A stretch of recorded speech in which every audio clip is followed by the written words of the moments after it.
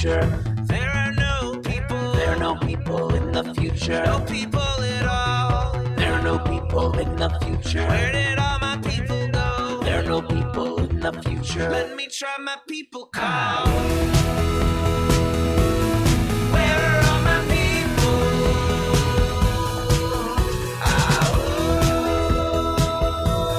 Where are all my people? I guess I'll fly away now. Hey, everybody, welcome. It is Friday, January 28th, 2022. Welcome to Raging Chicken's Out the Coop podcast. Yes, this is Kevin Mahoney, editor and founder of Raging Chicken.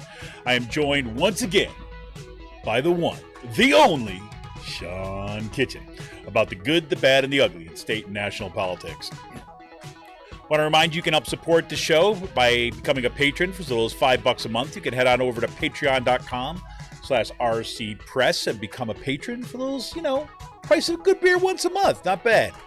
And you can also help out the show that won't cost you a penny by heading on over to our YouTube channel. If you're not there already, smash that subscribe button, like the stream for this show, hit that notification bell so you know every time we go live, and share it with your friends. Share it out to your social media. Let everybody know the show's going on. Thank you. On today's show, I'll just let you know ahead of time, I'm a little kind of like down in the dumps a little bit this morning, I gotta say. We can talk about this a little bit. Hey, Shireen. Hey, Amy. Welcome. Good morning. But just so you know, just so you're aware of that ahead of time, just letting you know. I'm not going to try to be a big downer today, but I'm just saying. This week's show, Secretary of Education Miguel Cardona made it clear this week that the Biden administration does not see canceling student loan debt as a priority. Instead, the Dems in power are turning to their old game of means testing and targeted loan relief. In his speech on Thursday, he didn't even mention Biden's promise to forgive $10,000 for every student carrying federal student debt. Yep, that's right.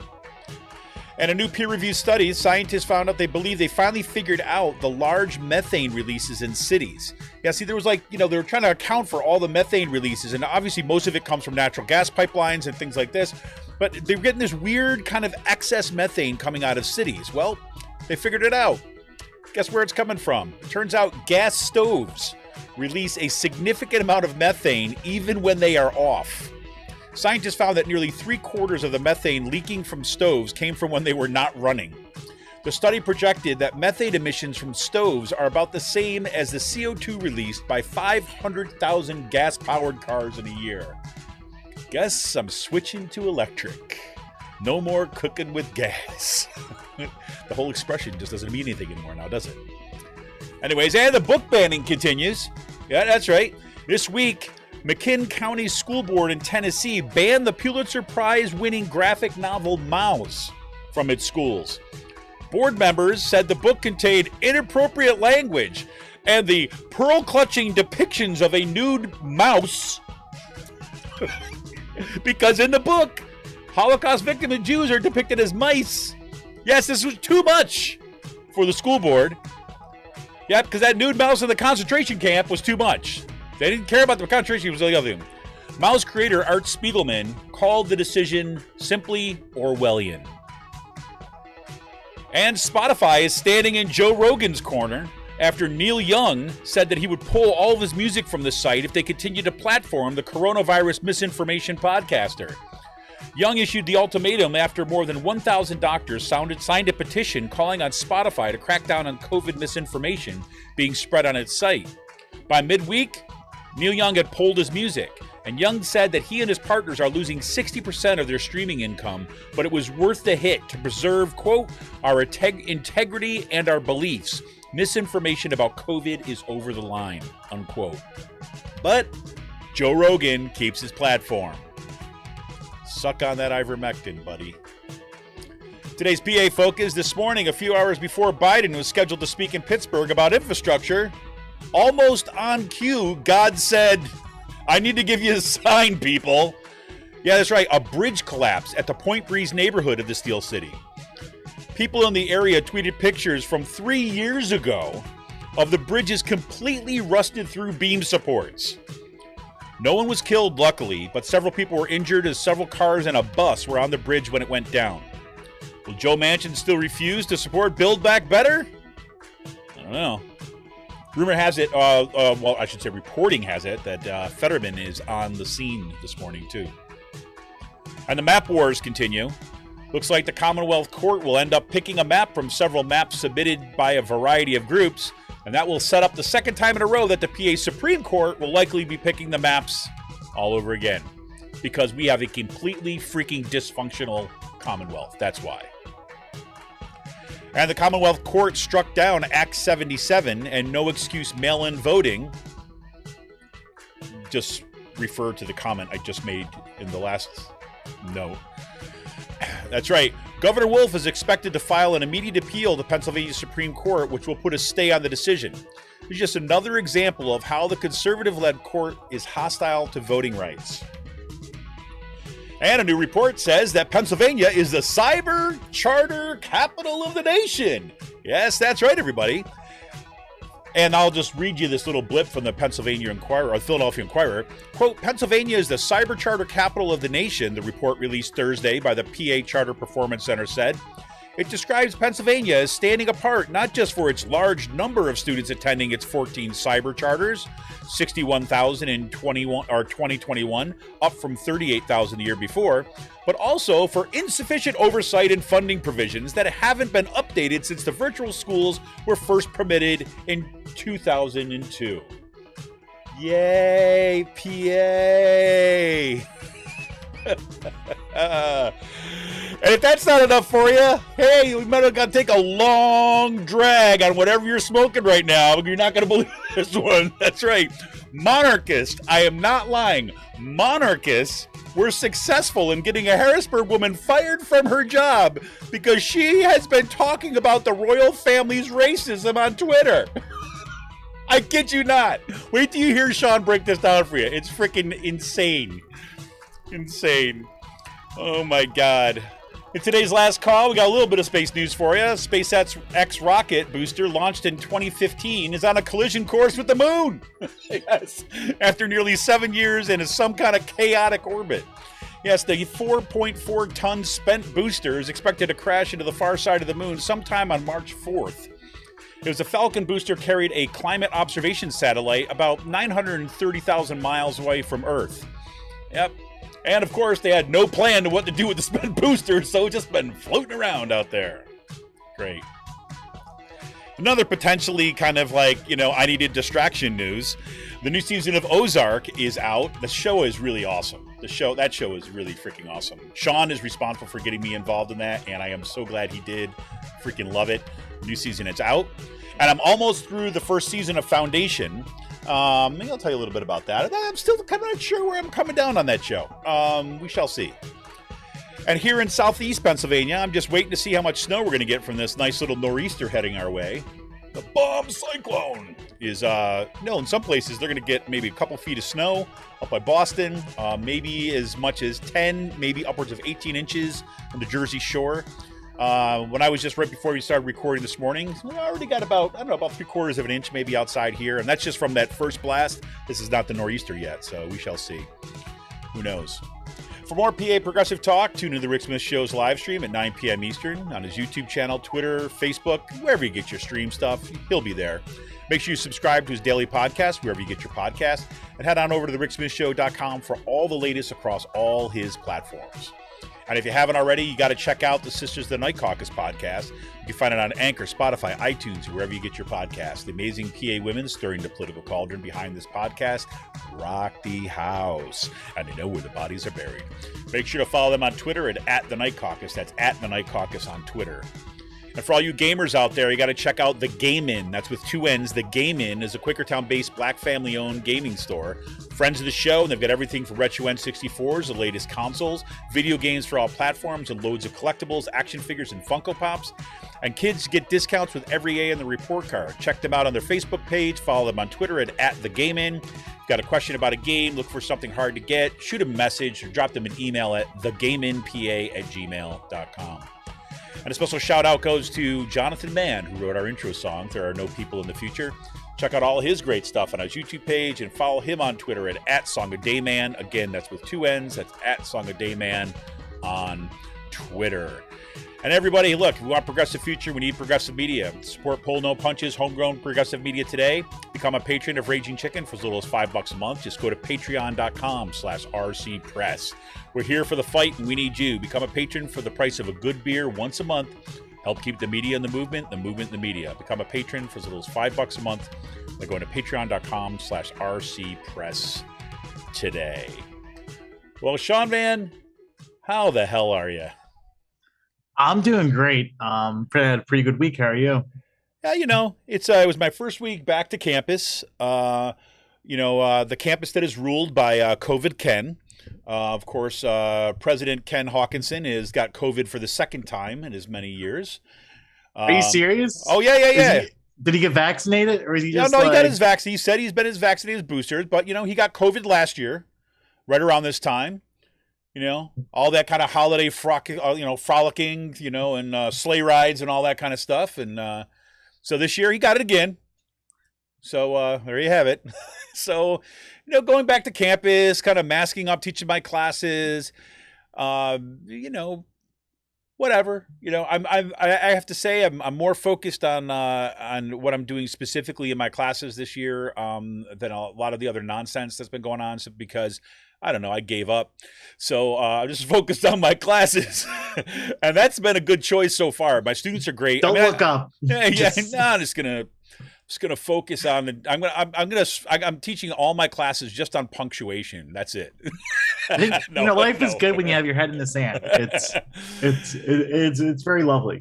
I am telling you, it's very lovely down here. I'm telling you, it's like and I'm overstating the case. It's like, but look, my classes went really well, but it just kind of getting back in it. I don't know. It's every time going back to my job there's a little bit of not, I don't want to say hate, but kind of love and then / depression at the same time, because it's like, I do love classroom teaching. I do love working with the students, but you're just constantly reminded every single day of what could have been possible if you had an administration that was, I don't know, would want to kind of work with faculty and was invested in serious education as opposed to just freaking PR gambits.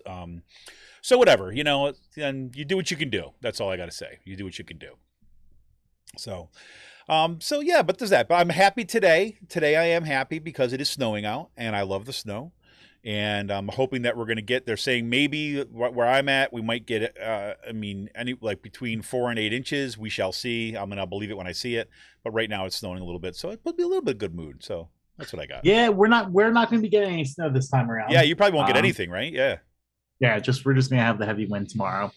So kind of bummed out about that. I get excited. I don't have a car or anything to worry about when it snows. So I really enjoy it, Yeah.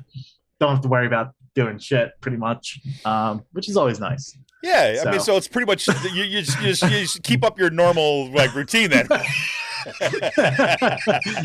But I shovel the sidewalk and I go out with my camera and have some fun with it. I will say one thing that's happened this past week: the river has completely jammed up with ice in Harrisburg. Is it all like the broken ice and all that kind of stuff? Yeah, from end to end. So in the Susquehanna River in Harrisburg is a mile wide. So from the dam, there's a small dam underneath 83 or 81, underneath 83, and it's backed all the way up for a few miles going up towards the Rockville Bridge. Yeah. And the last time it happened was 4 years ago. It got so thick on parts of the river where you can actually walk out on the river and see the riverbed, that's how thick the ice was. Wow. But obviously not recommend doing that around the city because of how the channels are all set up. But it's all that ice is just pushed and cracked and just moving around and reshifting and shape. So it's a cool thing to see. Can you hear it from your does it make noise? No, but next week we're gonna have a few days in a row where it's gonna be 50, 55 degrees and so rain. It might start picking up. I think it's gonna break apart next week during those days, and that'll be fun to see. Yeah, I remember there was a time when I was out there when, I guess several years ago now, but when there was when it was after a particular bad freeze and had been cold for a long period of time, and then it was starting to break up in the spring, and it was all these huge ice jams. And I was walking, I think I was going down like the Abscuff office or something like this, or if I remember right, and it was just, you could hear the ice just like Grinding on the concrete and stuff like crazy that. cool sounds and stuff. I love that. Yeah. Yeah, no, I'm looking forward to going out and getting that stuff. It's definitely like big enough where the chunks are going to be like 5, 6, 7 inches thick. So the shit's just going to be pushing out. I mean, well, that's how the bridge collapsed in Harrisburg 20 years ago or 30 years ago. Oh, really? Yeah. So on the other side of that, you know, the walking bridge you get photos of. Yeah, on the other side, there's that. There's a couple in the middle. There's like 2 things in the middle, trusses that were taken out by an ice jam. Oh, Where like the ice jammed up and just like took it out, and then like there was also like a fire happening, and the ice jams were so bad and pushed out on the road, like no one could get to the house that was on fire because there's just like chunks of ice. Oh my god! It's like icebergs, like fucking blocking. I gotta say, it sounds like the freaking apocalypse. There was a fire in them, but the ice was in the way of the fire, and like, it was like cats and dogs were raining down. I know, like crazy. the guy was like watching his house burn from the bridge.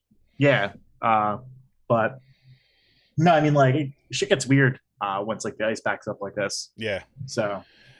Crazy. Well, I just put a few in things, like for the show at the top of the show, at least, is like, this is kind of some of the stuff that was just making me like just shake my head. I'm like, I almost want to just stop paying attention, right? In some ways, and I never can, right? Just not my personality. I just always have to I'll dig back in and just make myself like sadder. But you just look at it, just things this week is like, the fact that you've got the Secretary of Education come out with the same kind of nonsense about, hey, we're going to have these targeted programs, and we're going to reach out to specific individuals that might need some help. And we know what happens with that stuff, right? I mean, it just doesn't work, right? It's only the people who have like the means and the resources and the time end up getting any help from that kind of nonsense. And so, Biden, who ran on the, the idea of forgiving $10,000 in student loan debt, right? And there's still some supposedly some report out there that they came to, and then they're just not doing anything about it. And then, even when asked about it, they just kind of like, we're going to target relief. We think that's a way to go. And we're going to look at ways of reducing costs. It's all just a bunch of bullshit, which is pretty crazy. Yeah. So I hope you weren't counting on that 10 grand. Like, it's no, I mean, like it shows that, like, I guess we shouldn't be surprised about this. I mean, David Dang was talking about this since like literally day one of the Biden, and like how they were using stuff written by Scalia's son, written in the Department of Ed, like these like, and it's just like they're allowing like these partisan Republican legal briefs that were written in the previous administration to like handcuff themselves from actually doing anything, which is like it's just like it. I mean, it blows my mind, and it just shows you like the lack of diplomacy that they're willing to put out there with like Sinema and Manchin. Well, it's even like I don't even stand like I go back to, you mentioned David Day, and I go back to what the American Prospect did back in, say, it was like either like the January of 2020, or maybe it was either at the end of 2019 when they put out the day one agenda, all the things that you could do through executive action, right, that Biden could do and did not need a kind of a super majority of the Senate in order to get through. Right. So let's remember, executive action is possible because the executive is charged, right, with executing the laws that are passed by Congress. Right. So that there's laws that are already on the books. Right. That the executive, the president, right, and the judicial, and the Department of Justice and stuff like that are charged with carrying out. And this is kind of in the purview of this. And so they went through. Right. It didn't take a brain surgeon. It just took some time and energy with some kind of, key lawyers and investigators and researchers. And the American Prospect put the day one agenda together and showed you all the different things you could do on climate, that you could do on student loan debt, that you could do on childcare, whole bunch of stuff. That all it would take is for Biden to write the order. And they basically wrote out the order. This is what it would look like. Sign it and put it in law and then move forward. And when was actually asked directly about this, Biden and his administration have kind of balked on it. They said, no, we don't think we can do that, and blah, blah, blah, blah, blah, based upon the kind of stuff that you said.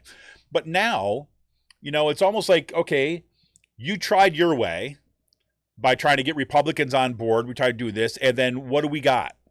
We've got a kind of no protections of voting rights. We've got the Build Back Better necessary climate package is dead. So what's holding you back now? I mean, you're going to speak in Pittsburgh and a bridge freaking collapses before you come out. I mean, what the hell else do you need? I mean, Joe Biden, come on, you're Catholic. This is God freaking saying to you, just like forget the damn Republicans and pass this shit. You know what I'm saying? I mean, it's just crazy to me. Yeah, I know. I mean, and now with Breyer reportedly stepping down, we didn't have this in the show shit, notes. We didn't even talk about this. Yeah, I can't even believe that. Yeah. Oh my God. I mean, yeah, this is, I can't believe it. This is how far I've pushed this down in my consciousness, because I was actually back and forth with one of our listeners on this, but when just like, man, shit, look, what's, now with Breyer down, what are they going to do? And I said, oh yeah, the right wing's already freaking flipping out about it. It's been like an hour, it's like, I mean, they're playing like, well, we just rush this through. We gotta take our time. And it's just like bullshit. You fucking people ran Brett Kavanaugh and Amy Coney Barrett through in lightning speed, and you're telling the Democrats you need to take process and seriously, go fuck yourselves. Totally. And the Democrats are going to probably fall for it. Some of them really just the gears are starting to turn yeah, we actually have to get them involved. I'm like, no, you're passing this fucking judge with 50 votes. I'm telling you, I never thought I would be an advocate for not thinking, right? But I am an advocate for the Democrats to freaking strap on their Nike shoes and just do it. You know what I'm saying? I mean, don't freaking think about it. I mean, it's Democrats, the high level Democrats. Let me be clear about this. The Democrats in the kind of in leadership right now, they're gonna fuck this up and make this an election issue or something, and it's just gonna if they fuck this up. Because look, I think Chris Hayes did a great job last night. This is actually good work on his part in his show. Is that basically calling out the racist move, right? That the right wing immediately jumped into and went through and talked about all these clips and all the shows that Fox kind of came out to, and they were saying overtly racist shit. Right? About well, we need qualified people, not a black woman. I mean, shit like that. I mean, that's what they're saying, on TV, right? Just the dog whistles are going. No. They're Chris Hayes actually said this, right? The fire alarms are just screaming. Well, he had Elie Wiesel on as one of the guests, right? Elie Wiesel is basically yeah, because here comes the dog whistles, and Chris Hayes is at this point they're just human whistles because we can all hear them, right? It's they're right there in front of us. They're saying this shit. Republicans are doing with Krasner and the gun violence in Philadelphia. Yeah, it's you people on the western part of the state probably can't fucking find Philadelphia on them, but you're just using it. Oh well, come on, tell me why are you what's up with Philadelphia? Why are you saying Philadelphia? Why are you attacking Krasner? Because black people live there. Bingo. Right? Did you hear? Okay, last week we didn't even fucking talk about this. Last Friday there was a state government committee. Did you hear what the state senator Kristen Phillips Hill said from York County?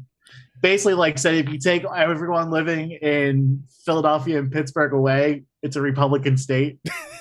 It's just if you take all the black and brown people out of the state, it's also a farm, right? Yeah. It's also, I mean, it's Jesus Christ. Tell me more, Sean, because it's almost noon and I can start drinking because it's I swear to God. Yeah, so no, seriously, that's nuts. That's nuts. Yeah, I am. I was telling Sean beforehand. It's I feel like just we're in such a freaking dysfunctional Commonwealth, right, and a dysfunctional country at this point, that it's a thing.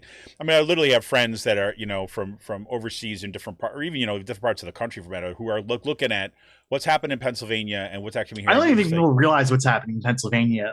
Once all these constitutional amendments start rolling through, and we have this ballot bonanza in the spring of 2023 of all these right wing fucking constitutional amendments that are just going to strip people of their rights from like Yep. the ability to get an abortion, to vote, like, you know, pretty much like doing everything.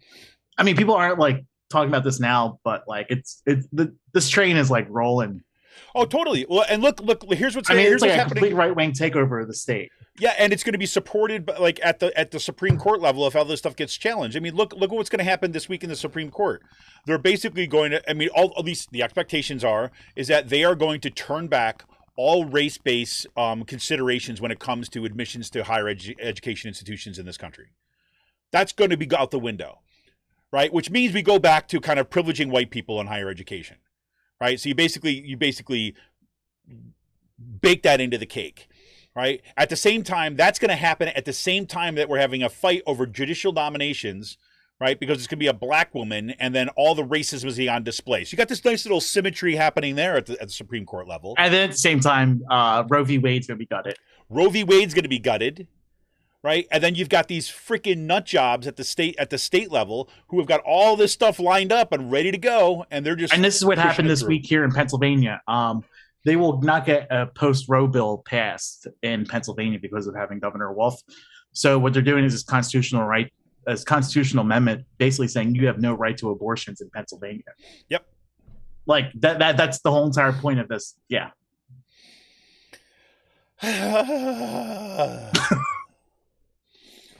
Seriously. Well, I mean, there is some positive. Oh, wait, this isn't positive. There's book banning at least going on, right? So we know that it's not just in Pennsylvania. So at least we're not alone. Yeah, I mean, like, not surprised. Cancel culture. I mean, yeah. I mean, here's the funny thing, right?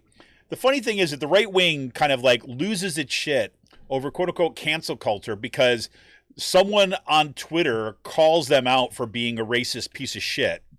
Right. And that for them is the highest level of oppression. Meanwhile, they're all in to like literal book banning, like literally banning the ability for our children to read particular books. That's freaking crazy. Right. And it's like they're actually it's a graphic novel. If anybody's ever read Mouse, right? I know probably a lot of people have. It's what, you know, I have not. I would recommend you buying a copy now because I think that any signal that I hate to result to kind of consumer politics on this, but I used to have a copy, but I think I actually gave it to somebody like years ago. So I'm going to rebuy a copy of it like for myself, right? And I want make sure my kids are going to have access to that. My daughter loves graphic novels. She's actually really interested in kind of learning about the history of the Holocaust and stuff. I'm like, well, this is a perfect everything kind of coming together on this one. So we'll get Mouse. And so it's a graphic novel, and it's like, it's, you know, a lot of it's kind of like, you know, black and white kind of like ink drawn and stuff. It's not like, you know, it's not like anime or something like this, right? And the whole idea is that, you know, the Nazis are cats and the Jews are mice, right? And that's how the characters play itself out. And it's you know, the whole graphic novel is basically, you know, this guy basically interviewing, if I remember the story entirely correctly, interviewing his grandfather about kind of what happened, right? And it's a depiction of that story, right, through this graphic novel, and it's disturbing, right? It draws you in. It's incredibly well done. It leaves you with like heaviness, which is, I would think we would want those feelings associated with something as grave as the Holocaust, right?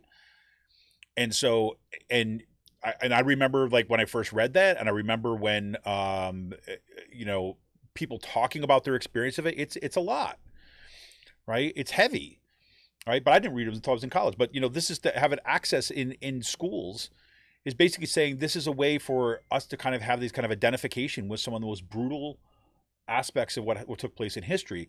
And what's crazy about banning Mao's is that supposedly, right, we were on the side, right? We, meaning the United States of America, was on the side of fighting Nazis, right?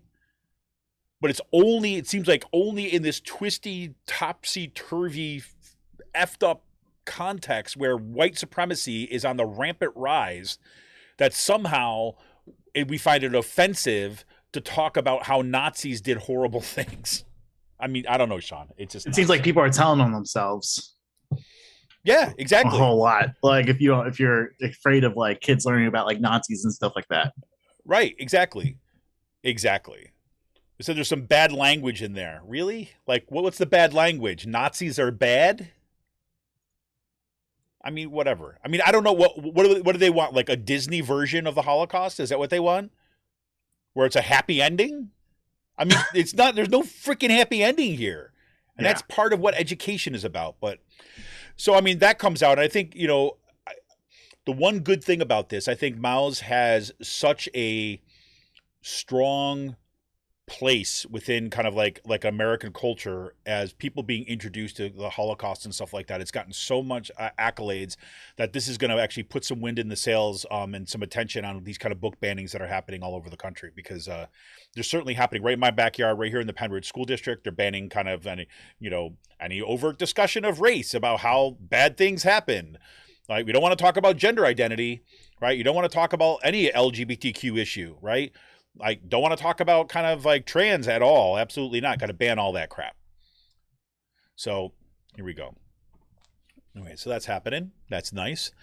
I do have to say I was a little bummed about this study, Sean, that says gas stoves are responsible for significant amounts of methane release. I'm not surprised. I mean, it's not shocking.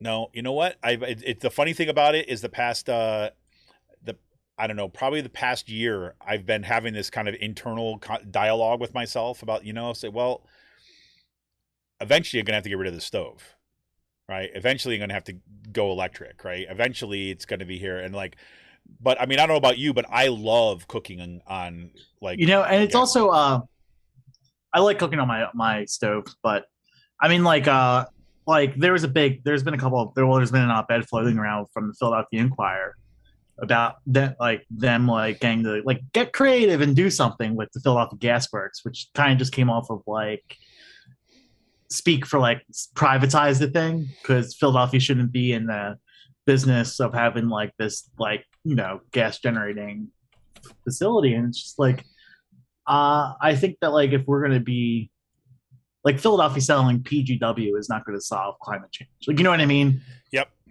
All that's going to do is give that to an organization or entity that doesn't really give a fuck about climate change, and let them still have say over heating people's homes and stuff like that. I would rather that entity still be controlled by the state or by a public entity, as a utility versus selling it. But I mean, there's things that should be done, but yeah, I mean, I think that the one thing I have to say is that this is a little bit off the topic, but I was thinking about, if you think about even at the level of costs and impact and all this stuff, if we start, the more things that we start switching over to electric, because a lot of it, electric stoves right now are so much more, are so much better than they used to be. I mean, I grew up with just the kind of the electric coil stoves and things like this. They're so much better than they used to be. And you can control the heat a lot more and all this other kinds of stuff. And so there's just kind of a period of kind of getting used to it. But you think about, imagine being able to kind of you have solar panels on your house, you kind of run you run this stuff off electricity, and then it's producing zero emissions. And this stuff is going to happen on a massive level. And I also start thinking about well, imagine if we did this in our schools, right? I mean, most schools have these giant flat tops. Imagine if we just said, okay, let's go and kind of place solar panels all over our kind of schools as a way of kind of generate community-based energy, right? That would actually have a disproportionate impact in terms of actually dealing with all the power of that particular school, but also then pushing that power out into the communities. I know this is kind of little change of direction from what you were just talking about, but these are things that are going through my mind about things that got to happen. So I don't know. Yeah. I don't know. So there you have it. Say goodbye to your gas stove. I'm seriously thinking about it now, but and also the better news is that Spotify is oh, wait a minute, no, they're not doing the right thing either, right? They're going to stand with Joe Rogan and his COVID misinformation as Neil Young basically pulls all his music from the service. There you go. Yeah, I mean, I wonder how much money Rogan's making from Spotify, or how much Spotify's obviously cashing in on Rogan at this point, but. I mean, Spotify is such a terrible organization to begin with. People should read how they really fuck over artists like in their catalogs and stuff like that. Yeah, let me see if I can. Let's see if we can come up with this. But they pay some of the worst. Like, let's see. Okay, so the company did not disclose the financial details. This is from the New York Times. Financial details of the agreement with Joe Rogan Experience and his podcast. But the Wall Street Journal, citing an anonymous source, reported it could be worth more than $100 million based on the podcast performance metrics and other factors. So, yeah, dude is just chunk of change. He's just printing money. Yeah, totally. Printing money by just kind of talking nonsense. It's pretty amazing. Yeah, I wonder how much money he's getting from these fucking doctor groups pushing ivermectin and all this other stuff. Because he ain't doing that shit for free. Oh, he's getting paid. Yeah, I mean this is the kind of stuff that I say. Yeah, exactly, Amy. Money talks. I mean, this is like Infowars, Alex Jones boosting, this shit, but just on steroids. Yep. Speaking of Alex Jones, did you see his whole little kind of thing about his testifying beneath the congressional committee? Yeah. I think it's fucking hilarious. And then going about on show? Yeah, they go about on the show and basically say, yeah, I ratted them all out. Yeah. It's like, I told them who my contact was. It's like, that guy is like, how that guy even has an audience anymore is beyond me. I mean, it's actually funny because I've talked to Rick about Alex Jones, and he's met Alex Jones a couple times, and they've talked, and just like Alex Jones is like, yeah, it's a fucking grift. No, he knows it. I mean, totally. I know. Like, that's like when I was working with Rick, and just we always talk about Alex Jones. Like, no, Alex Jones knows it's just like he doesn't believe the bullshit he's saying.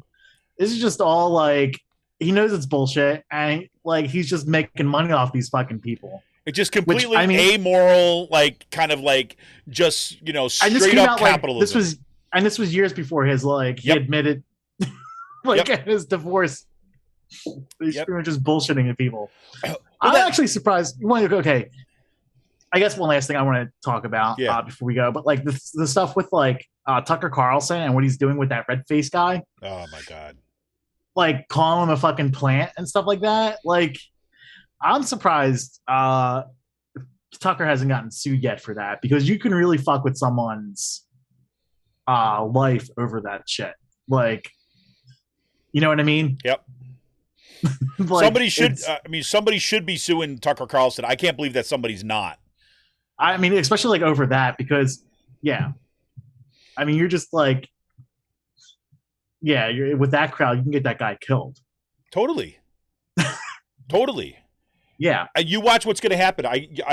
What I worry about with the Supreme Court, the Supreme Court fight ahead. You watch what's going to happen. They're going to start going after these individual women, right? That whoever Biden ends up kind of like putting on the short list or interviewing about this stuff, I guarantee you're going to have like right-wing groups are going to be doxing them. You're going to have Tucker Carlson and his crew on Fox are going to be going and talking about how this is a travesty of kind of democracy, and they're attempting to kind of undermine justice and subvert the future, all this kind of a nonsense. And bring on Jordan Peterson to talk about how they're putting down the white man and stuff like that. Yep, exactly. And it's going to get dangerous. It's going to get dangerous for those women. Yeah. And these people, and Tucker Carlson is in particular, he's especially dangerous because he is so tapped into the white supremacists, or the kind of the white power movement in general, that those folks are kind of ready to go. I mean, he was platforming like the Oath Keepers basically, before and after January 6th, to kind of come on his show to basically saying that the government's coming after them and it's a big conspiracy against them. You know, I mean, it's freaking crazy. I gotta love it. Anything else on a national level you want to chat about today? No, me either. Just you gotta talk about the bridge collapse. You gotta talk about the bridge collapse. Yeah, that's right. All right, this is Kevin Mahoney, editor and founder of Raging Chicken. We're gonna take a quick break, and when we come back, we're gonna get into stuff that's happening right here in our neighborhood in Pennsylvania. I want to remind you that you can help support this show by becoming a patron for as little as $5 a month. Head on over to patreon.com/rcpress today and help out support the show. We'll be back right after this quick message. Where are my people?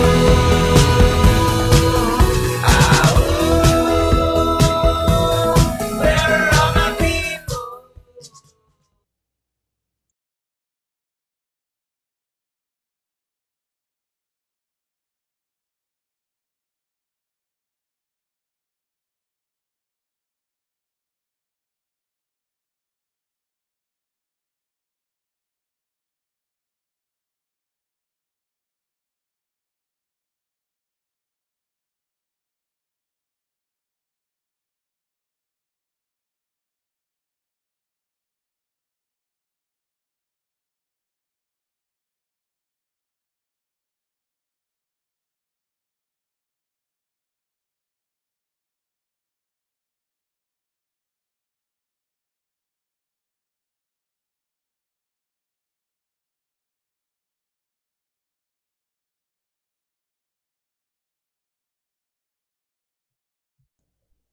Where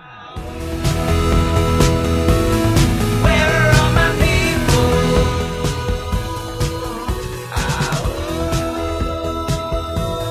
Where are all my people? Hey, everybody, welcome back. This is Kevin Mahoney here with Sean Kitchen once again. So, Sean, it's been, I got to say, it's been an interesting Friday morning already with the threat of kind of like for those of us here in the kind of the southeast, of a big storm coming in, frigid air coming from the north, and Pittsburgh's getting a presidential visit, but lo and behold, we get a bridge collapse to start the day. Yes. This Yes, is freaking no, crazy. Yeah, I mean, like, what a thing to wake up to. I mean, the photos of that bridge. Like, imagine being on the bus or like, like on the bridge as it's collapsing. That's just crazy. I mean, if people haven't seen the pictures of it yet, check them out on Twitter. And there'll be a link in today's show notes if you're listening to the podcast or coming to this afterwards. But it's like it's over a kind of huge steep ravine, right? And there's like one of those kind of extended. I don't know what they're not double decker, but I don't know what you call them, like the extended buses. That was down there in about 4 or 5 different cars. One of them that's almost kind of tilting off, ready to go into the ravine. That must have been freaking scary as shit. And then I didn't realize this, and so there was on Twitter today, right? Somebody was posting photos, and I thought it was a picture. I literally thought it was a picture from today to show what the problem was, but Sean cued me in. Yes. No, there was a photo that like started going viral that was posted 3 years ago of this same bridge, and one of its cross beams at the base of the bridge in like a steel beam, like or an X beam.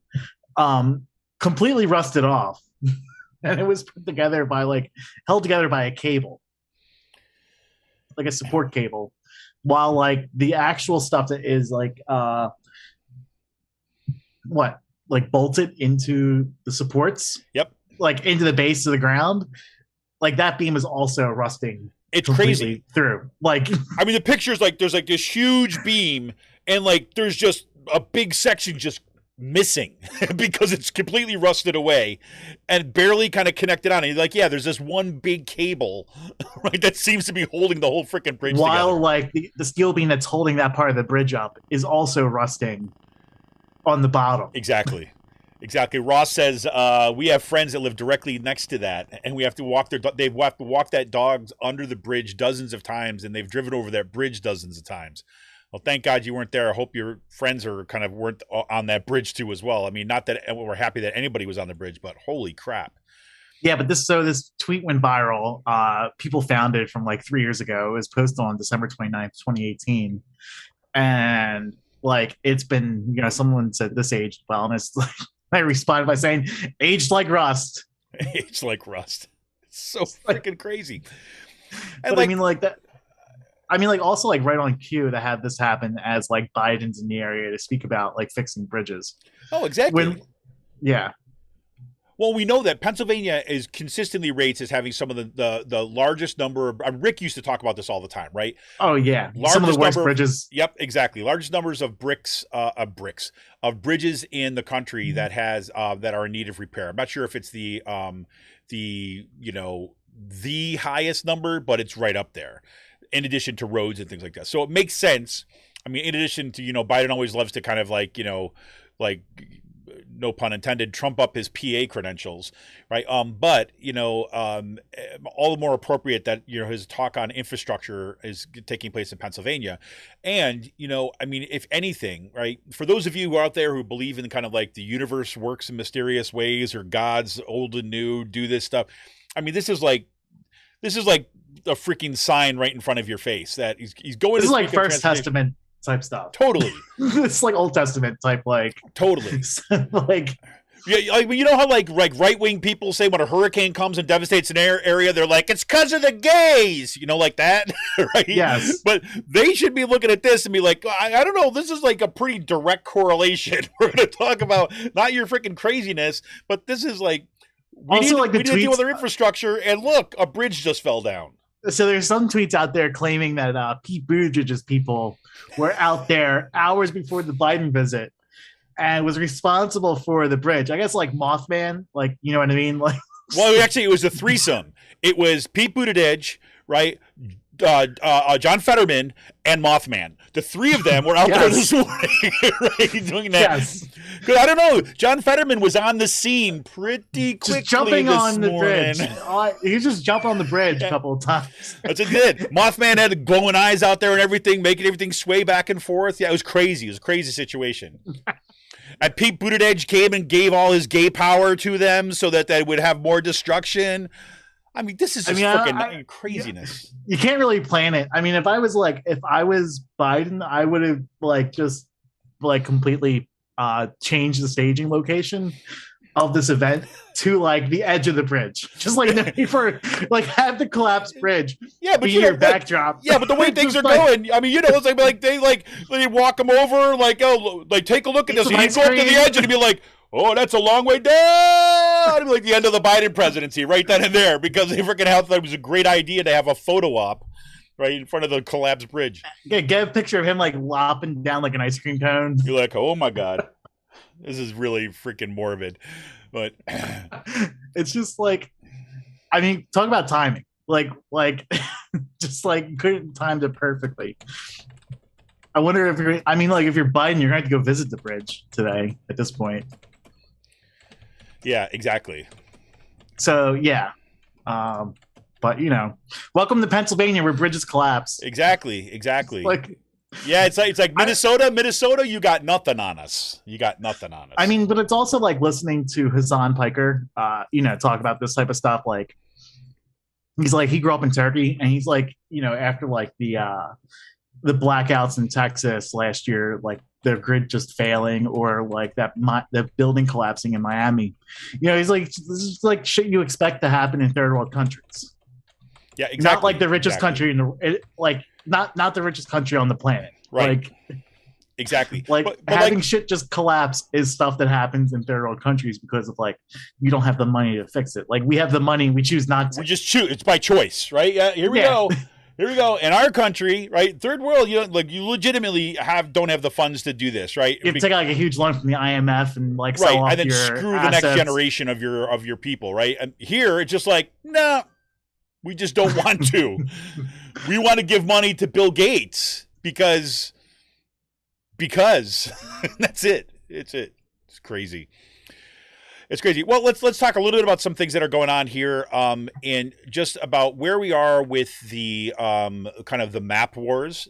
Did you see that that little meme that went out today? The ruling for the Commonwealth Court sounded like it was something that was from the introduction of Star Wars. So here you go. They put the text for the decision of the Commonwealth Court into the Star Wars program. So the music comes on and you got the text that goes off into the distance. It's great.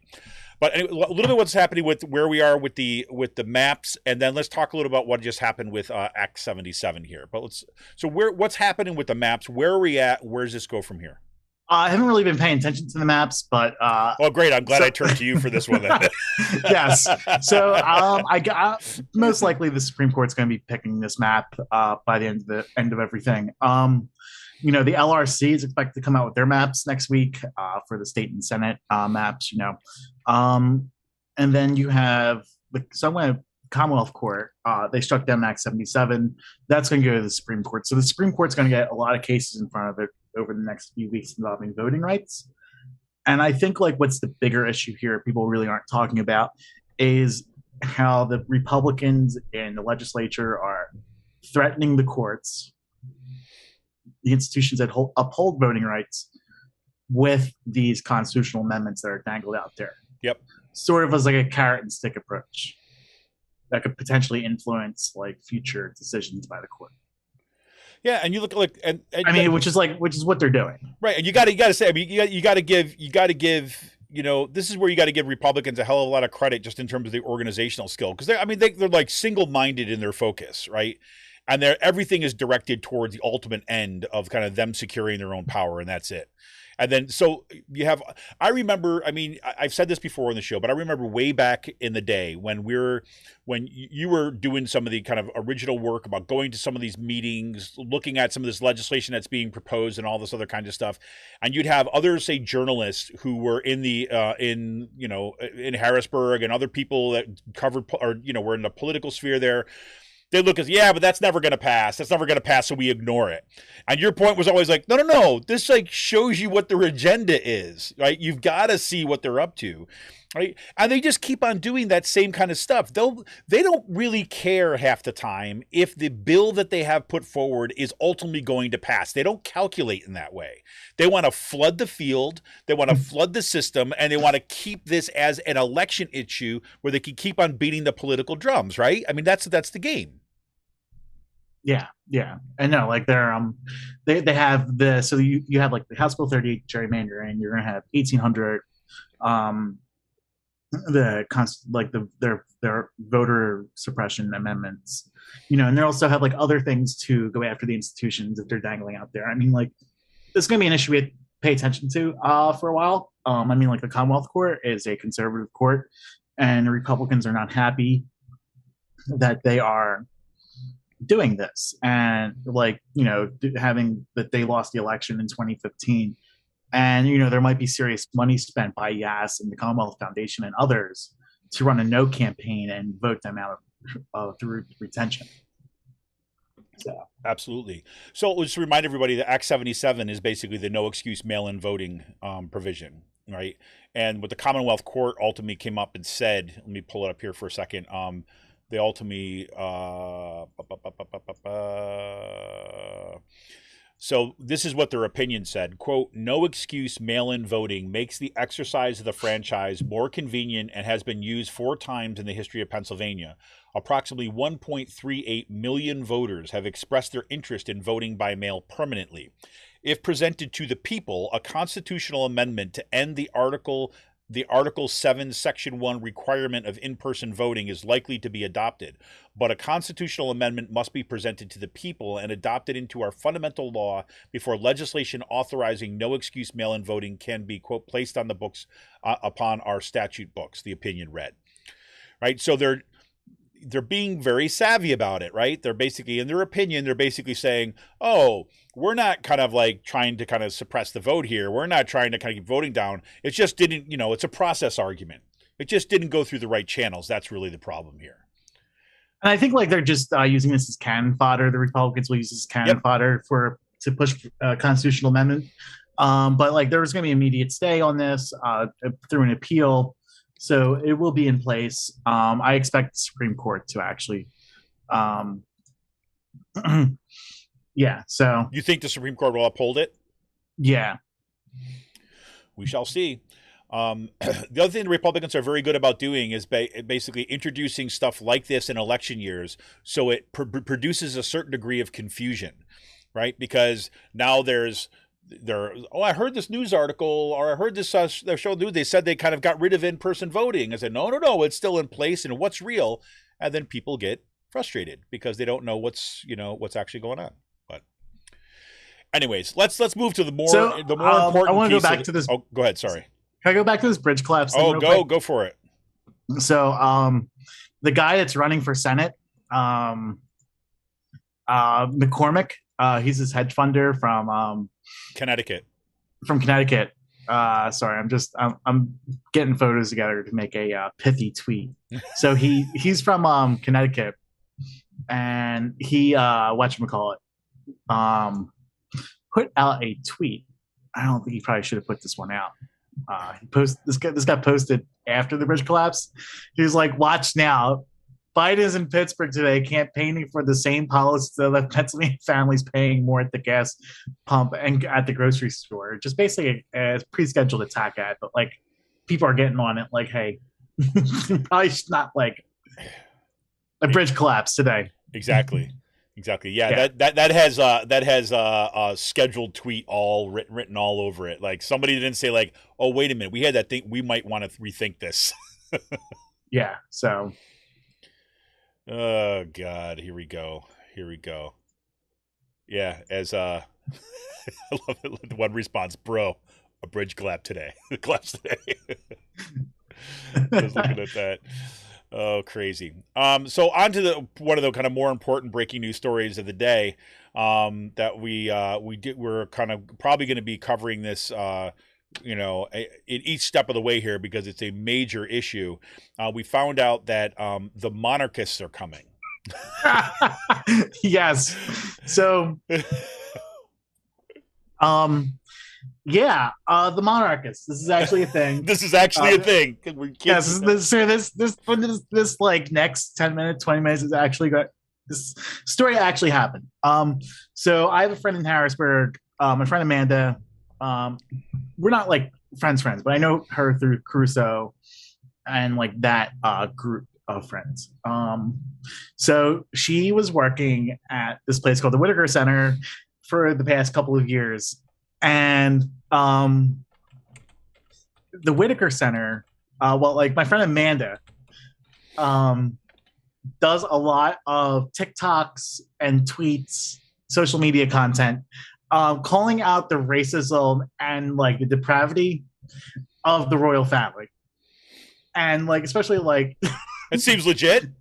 Yeah. So I mean, she does like a lot of these like videos on the TikTok. I have not watched her things. So this pissed off this like pro monarchist crowd of people on Twitter. Like this is actually a real thing. And they dug up tweets of hers from like 10 years ago. Like a pretty benign tweet about like her being in high school and like dealing with bullies and shit like that. Like a shit post about that from like 10 years ago in high school, literally like in high school. And they used these tweets to get her fired, well, to start a pressure campaign at the Whitaker Center. And they got her fired from her job at the Whitaker Center. These fucking people from England were supportive of the monarchists. Like, and so she put a GoFundMe together. She ended up raising $10,000 in the past day. But now she told everyone she has more time to make more content going after the monarchists. Well, and it also means, as a public service announcement, now if you have tickets for like a film or a science program at the Whitaker Center, you might want to check those tickets because apparently the monarchists are putting serious pressure on the Whitaker Center now because of this. No, I mean, that is just so insane to me. That is so crazy. No, it's they got her. Let's just walk this through, right? She's like, whatever, just kind of like tweeting about the monarchs and how they've been racist and all this other kinds of stuff. And this has been in the like regular reporting, right? Actual kind of like the Guardian covers this shit, right? And the online group, the monarchists, right? These online monarchist supporters have a pressure campaign to get her fired from her job at a nonprofit Whitaker Center in Harrisburg. And they fire her. And these are like fascists, like, you know, people who like, these are like ultra nationalists, like in England and shit like that. Like this like right-wing lynch mob got her fired from a job over tweets that she did 10 years ago. It's just unbelievable. It is. I could not believe. I saw something about this come up, and like that you were tweeting or something. I had no idea what the context was, but when you explained this to me this morning, I was like literally floored. I'm like, "Are you freaking kidding me? Are you freaking kidding me? This is actually a thing." And you're like, "Yep, it's actually a thing." Oh man. So I mean, like, it's amazing how like easy the Whitaker Center. I mean, it just shows you like the leadership of these like fucking nonprofits and how like just. I mean, it's look. This is where I go back to. You look at what like Chris. I mean, it's like old white guy Republican politics running these like things in Harrisburg. Like these aren't like liberal institutions by any means of the imagination. These are the same people from like Harrisburg University. Yep. And like these same Republicans. So just like this board of like old white people who probably just got her fired. Like just didn't want to deal with like shit online. It's just crazy. It's crazy. I don't know. Anyways. So she put up good on Amanda for putting up a GoFundMe page and raising money from that. Yeah, if you could point me in that direction, I'll put a link to it in the show notes too, to see if we can kind of get her some little extra. Crazy. All right. Anything else you got going on PA? No, that's about it. All right. Go ahead, Seth. Yeah, I'm just trying to think. I mean, there's a lot of shit going on, but Yeah, there's a lot of stuff going on. We're a little off our game today, everybody. Just kind of like whatever. I'm like whatever. There's fires everywhere. There are. This is stuff that I've been reading this past week is stuff that's all happening in the school boards and all this kind of stuff around here and in Bucks County that I could just go on and on, but just I don't have it in me today to get in all the minutia on this one. But we're gonna have more of that stuff coming up probably next week, so you can check it out. All right, this is Kevin Mahoney, editor and founder of Raging Chicken. We're gonna take a quick break and come back with this week's last call. We will be back right after this quick break. Remember, head on over to RC Press or patreon.com/RC Press and you become a patron for as little as $5 a month. We'll be back right after this. Where are all my people?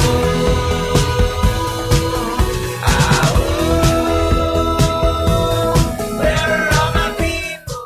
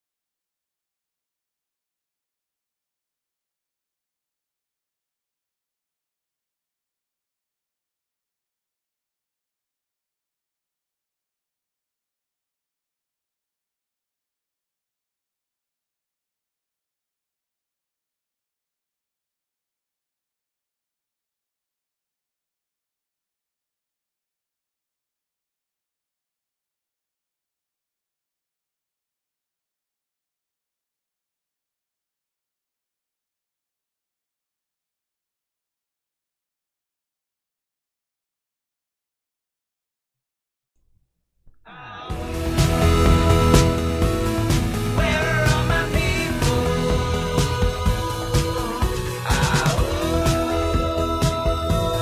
Where are all my people? Hey everybody, welcome back. This is Kevin Mahoney, editor and founder of Raging Chicken, here with Sean Kitchen for this week's Last Call. We talk space news, talk like culture news, just whatever else on our mind. One bit of space news I had today is this was just like kind of just a crazy story. It just kind of gives you the sense that we really are, the way that we kind of mark our exploration in space is not like this, Star Trek vision of kind of clean, kind of like pursuit of knowledge. No, it's just throwing our freaking trash into Trash on the ground. Exactly. It's just going on the highway and throwing the bottle out the window. Exactly. That's what I was thinking about. So the story behind this one, right? So there's this, SpaceX rocket booster. It was from a Falcon 9 booster. I didn't even hear about this until you mentioned it. Yeah, it's just like I was reading this and I'm like, yeah, of course, right? This thing is just like hurling in space. Right. And it's like there's so much about this story that I love because it's like a model of the Silicon Valley kind of just like break shit, and then, let somebody else deal with the consequences or just ignore it. But so, the Falcon 9 booster goes up and they're bringing this observation satellite. Now we know that like the James Webb Telescope, which is up on the L2, the Lagrange 2 point, about 1 million miles away from Earth, that is on the kind of like the exterior side of it. Without going into a huge explanation of that, there's basically these two gravitational points on either side. One for the between the Earth and the Sun, and the other one on the opposite side of the Earth. Right, deals with that centripetal force, kind of moving one way and the gravity pulling the other way. So it's a stable gravitational point around things in which they can orbit. So there's one observational satellite that was launched by the in 2015, I believe. And it's kind of far away from Earth, so it can get kind of like full readings and look at overall kind of range of spectrums and magnetic fields and all this other kinds of stuff. And so SpaceX was commissioned to launch it out, and they launched it out. There was a successful launch. It brought this, this climate observation satellite into an orbit about 930,000 miles away from Earth. But of course, there was like zero plan of what to do with the spent booster at that point, right? So the booster goes off, drops off a satellite, and keeps on burning, and then it runs out of fuel. Well, what happens then? Well, you've got solar winds and you've got gravity and all that stuff. So it winds up in this freaking crazy chaotic orbit that hadn't stabilized, just kind of like around the moon and the Earth and kind of going up. They didn't know where it was going to go, and they finally had to track it. And scientists were kind of tracking this stuff because they do these things. And they were tracking it, and they realized, like, oh, well, it kind of came to a close pass of the moon last time. This time it's going to direct hit. Right? So you've got this 4.4 ton spent booster, which is just kind of hurling kind of randomly through space, is going to crash into the freaking far side of the moon on March 4th. And there you go. We're not going to be able to see it. Well, although they're trying they're going to try to actually position satellites, because I guess there's some observational satellites that might be able to kind of get a picture of the impact, which will be just crazy. I mean, it's just like it's like, we have so much shit flying around in space right now. It makes space travel almost impossible. It's nasty. It's nasty. I mean, we saw what happened. We talked about this in the show when kind of Russia kind of basically blew up that one satellite.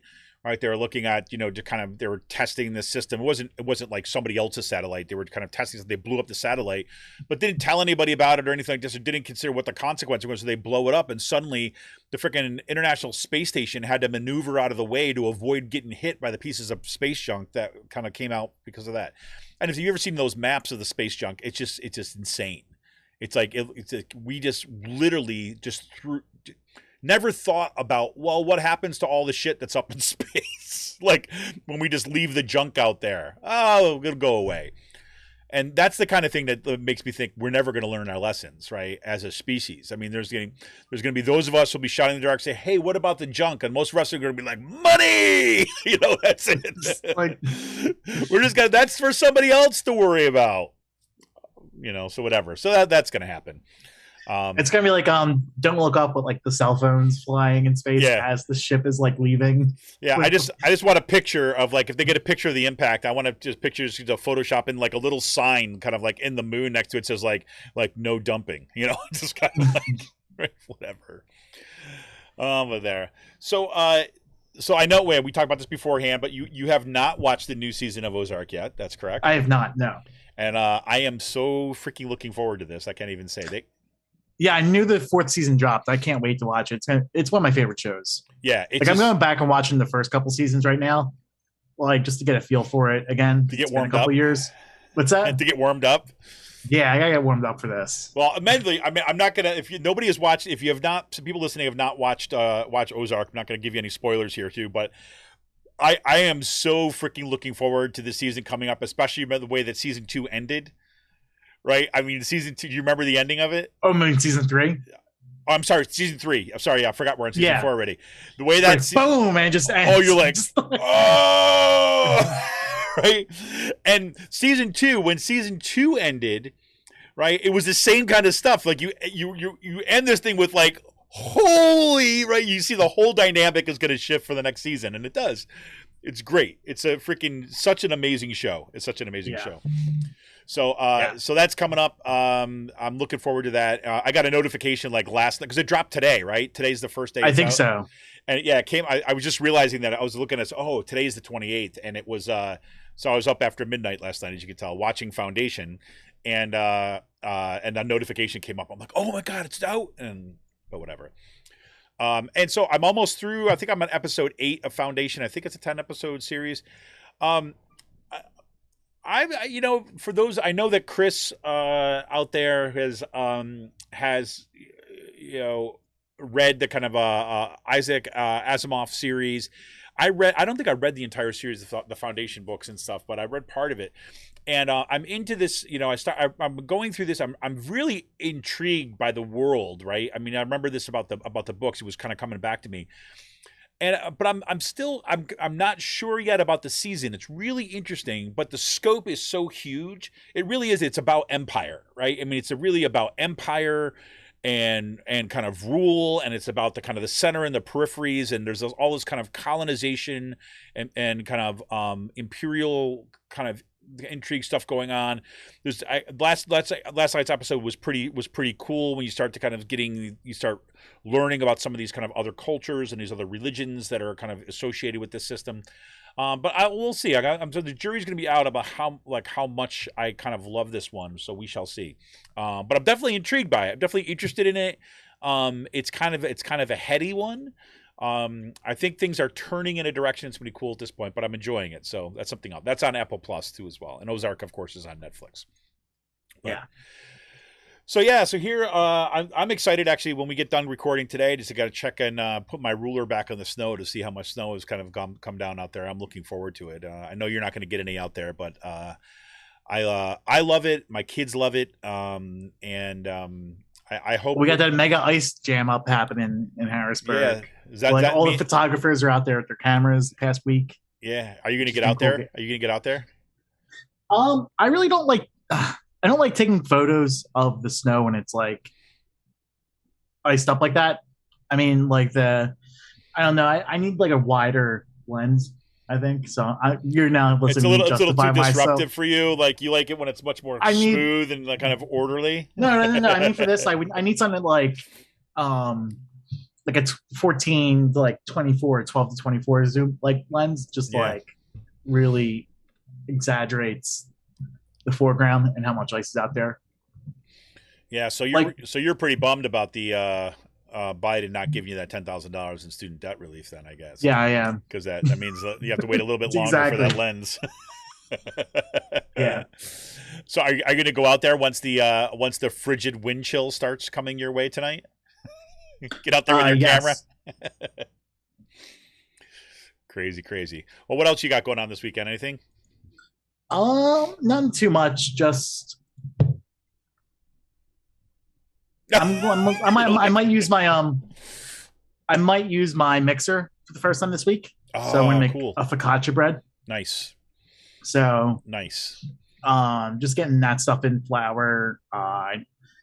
Like getting also different like baking items in vanilla. Do you got stuff? Brown sugar. You got a space where you can leave it out? The dough? No. The mixer itself. Yeah, so I have that like kitchen cart that I had made. Oh, that's right. Yeah. So it takes up like a corner of that, and I mean, I need some more vertical space, but yeah, no, it's nice. No, that's good because I'll tell you that's the one thing that we don't really have a spot where we can kind of leave it out,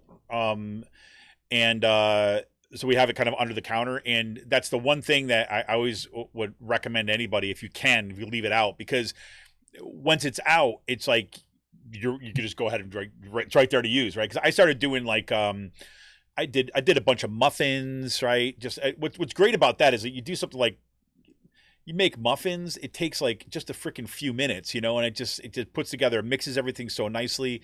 Some of the breads that we did kind of early on into the pandemic were great. And cookies and all that kind of fun stuff. I know you're going to do some of that kind of baking at some point too, as well. So, yes. Cool. No, I will not be doing that. I will not be doing that type of baking. Yeah, but we'll see. I mean, you never know. It's I don't know. I don't want the whole entire like neighborhood smelling like a pot shop. just smell like brownies or some chocolate chips or something. That's all. But I don't know. All right, man. Well, I'm gonna go check out the snow, and I don't know. I'm gonna focus on this weekend. I'm gonna be doing some D&D focus. That's what I'm definitely going to be doing. Oh God, what is this? I don't even know what that is. Cancel. Yeah, I've been a bit bummed. My show that I've been watching, the Dungeon Run, was off last week. The guy who's the dungeon master for Jeff Kanata was out sick, so they didn't have the episode. But they had the episode this week, and so I can never watch it live, unfortunately, just because it's just too much time to be sitting live. But I can listen to the podcast, the rebroadcast afterwards, and that's released today at 11, so it's out now, which I'm excited. Get back to that. I've been catching up on some of the. If anybody else is on D&D fans out there, I've been just kind of listening to and catching up on some of the Critical Role stuff. That is, I have to say, I know it's got like crazy amounts of followers and all that kind of stuff, but I have to say I'm a much bigger fan of the Dungeon Run than I'm Critical Role. Critical Role is kind of fun to watch once in a while if you're interested in D&D stuff, but I find the storytelling in Dungeon Run is so much more intriguing and interesting, and I like listening to them because it gives me ideas for my own campaigns that I'm in the middle of designing and stuff, and so that's always helpful. So I'm gonna do a little snowbound D&D kind of creation this weekend. And I'm looking forward someday. I know someday it's going to happen. I'm going to get a group of folks that are, kind of progressives in the area or part of the Raging Chicken community, whatever like this, that are also interested in D&D, and we're going to get our own D&D game going kind of online right here in Bucks County, which I look forward to. It's fun designing stuff for my kids, but I would also like to have more adult time with somebody because I have no friends, so that would be good. And I'm sure by saying that I'm going to be playing D&D is going to get me more friends. So crazy. Anyways, anything else for the good of the order, Sean? No, I think I'm pretty good. All right, there we go. Well, hey, everybody, thank you for tuning in. Thanks for the comments. Thanks for the discussion. And always, thank you for the support. This is Kevin Mahoney, editor and founder of Raging Chicken. Well, we'll see you all kind of next week. I'll keep you posted about what's happening on Monday and next Friday. And in the meantime, keep up the organizing, keep the faith. Talk to you soon. See ya!